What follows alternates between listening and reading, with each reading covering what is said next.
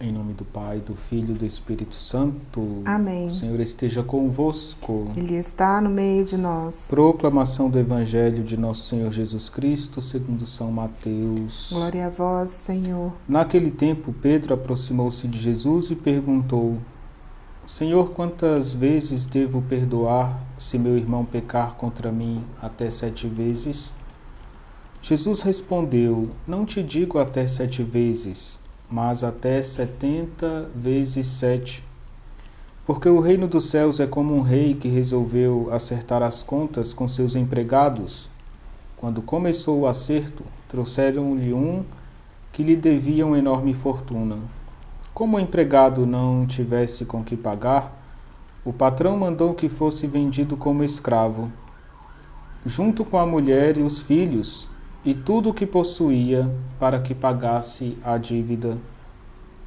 O empregado, porém, caiu aos pés do patrão e, prostrado, suplicava: Dá-me um prazo e eu te pagarei tudo. Diante disso, o patrão teve compaixão, soltou o empregado e perdoou-lhe a dívida. Ao sair dali, aquele empregado encontrou um dos seus companheiros que lhe devia apenas 100 moedas. Ele o agarrou e começou a sufocá-lo, dizendo: Paga o que me deves. O companheiro, caindo aos seus pés, suplicava: Dá-me um prazo e eu te pagarei. Mas o empregado não quis saber disso. Saiu e mandou jogá-lo na prisão, até que pagasse o que devia. Vendo o que havia acontecido, os outros empregados ficaram muito tristes. Procuraram o patrão e lhe contaram tudo. Então o patrão mandou chamá-lo e lhe disse: Empregado perverso, eu te perdoei toda a tua dívida, porque tu me suplicaste. Não devias tu também ter compaixão do teu irmão, como eu tive compaixão de ti? O patrão indignou-se e mandou entregar aquele empregado aos torturadores, até que pagasse toda a sua dívida. E é assim que o meu Pai que está nos céus fará convosco, se cada um não perdoar de coração ao seu irmão. Ao terminar estes discursos, Jesus deixou a Galileia e veio para o território da Judéia, além do Jordão. Palavra da salvação. Glória a vós, Senhor. Queridos irmãos e irmãs, o Evangelho pode ser dividido em 3 partes. A primeira, Pedro pergunta quantas vezes deve perdoar o irmão, caso ele peque até 7 vezes. 7 é o número da perfeição. E Pedro coloca essa questão diante de Jesus, buscando o perdão perfeito. E Jesus diz: não digo somente 7 vezes, mas 70 vezes 7. Essa é a primeira parte do Evangelho. Jesus mostra que Deus perdoa infinitamente. E nós devemos buscar o perdão perfeito e infinito. Perdoar sempre. Não é fácil perdoar. Muitas vezes a nossa humanidade luta, mas Jesus vai contar na segunda parte do Evangelho uma história, uma parábola, onde um servo deve ao seu senhor, a sua dívida enorme é perdoada, esse servo sai, encontra uma pessoa que deve algo menor e não perdoa.